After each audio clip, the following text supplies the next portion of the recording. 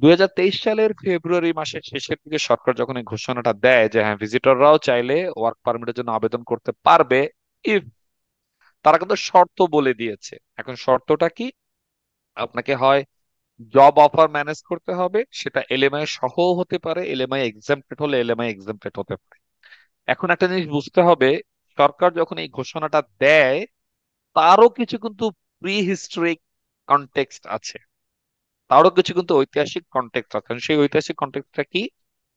2023 সালের তখন দিকেও কিন্তু মোটামুটি কোভিড এর ওরকম মানে নাই, বাট স্টিল কিছুটা কিছু রেশ ছিল। তো সরকার চিন্তা করছে হ্যাঁ অনেকেই তো কানাডার ভিতরে সে আটকে গেছে, ট্রাভেল রেস্ট্রিকশনে পড়ে গেছে, সবকিছু মিলে তাদেরকে একটা চান্স দেওয়া যেতে পারে। যদি তারা কাজ ম্যানেজ করতে পারে তাহলে আমি তাদেরকে কি করব, ওয়ার্ক পারমিটে অ্যাপ্লাই করার সুযোগ দিব। 2 নম্বর আর একটা রিজন যেখানে ছিল সেটা হচ্ছে যে অনেক এমপ্লয়াররা গভর্নমেন্টের কাছে আগেই বলছে যে এটার সাথে কোভিড এর কোনো সম্পর্ক নেই। যে দেখো এখানে কিন্তু একটা মানুষকে একটা কাজের জন্য আনতে, ওয়ার্ক পারমিটের প্রসেসে যেতে অনেক রকমের ঝামেলা পোহাতে হয় আমাদের। সেক্ষেত্রে কিন্তু অনেক দেশ আছে যারা শুধুমাত্র ইভেন ভিসা এক্সেপ্টেড কান্ট্রি গুলো আছে যারা শুধুমাত্র ইটিএ নিয়ে চলে আসতে পারে বা জাস্ট সিম্পল একটা ভিজিট ভিসা নিয়ে চলে আসতে পারে।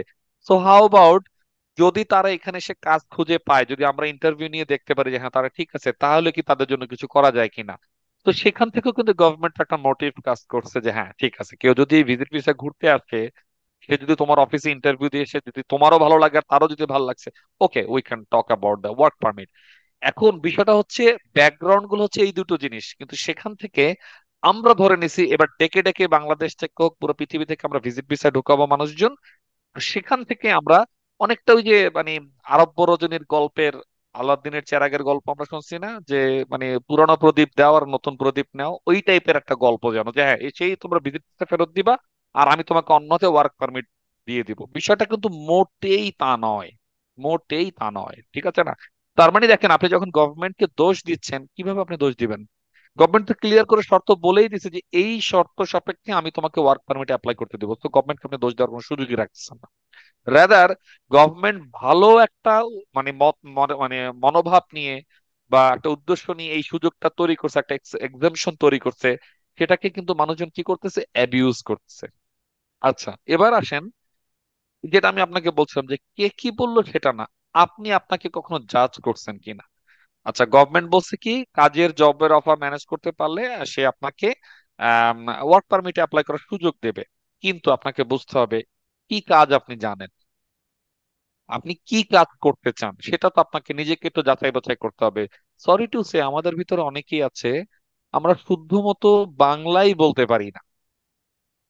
বিভিন্ন জেলা থেকে, বিভিন্ন উপজেলা থেকে, গ্রাম পর্যায় থেকে মানুষজন আসছে, সে একেবারেই কমপ্লিটলি লোকাল ডায়ালেক্টে কথা বলে। Is it bad? না, এটা কোনোদিন ব্যাড না, এটা প্রাউডের বিষয় যে আপনি আপনার জেলার সংস্কৃতি ধরে রাখছেন। কিন্তু ওয়ান্স ইট অ্যাবাউট জব বা managing A job in Canada, তখন কি আপনার সেই জেলা প্রীতি কি কানাডার কোনো দরকার আছে? দরকার নাই। তার মানে যিনি শুদ্ধ ভাষায় বাংলাই বলতে পারতেছে না, উনি শুদ্ধ ভাষায় ইংরেজি বলতে পারবে বা পারতেছে, সেটা চিন্তা করাটাও একটু কষ্টকর। হ্যাঁ তারপরে এও হতে পারে আপনি বাংলাতে শুদ্ধ পারেন না বাট ইংরেজিতে খুব ভালো, মানে আলটিমেটলি এক জায়গায় তো ভালো হতে হবে। আচ্ছা এবার আসেন, অনেকে হতে পারে যে ঠিক আছে আপনি ইংলিশও ভালো বলেন কিন্তু তার কাজের যোগ্যতাটা কি?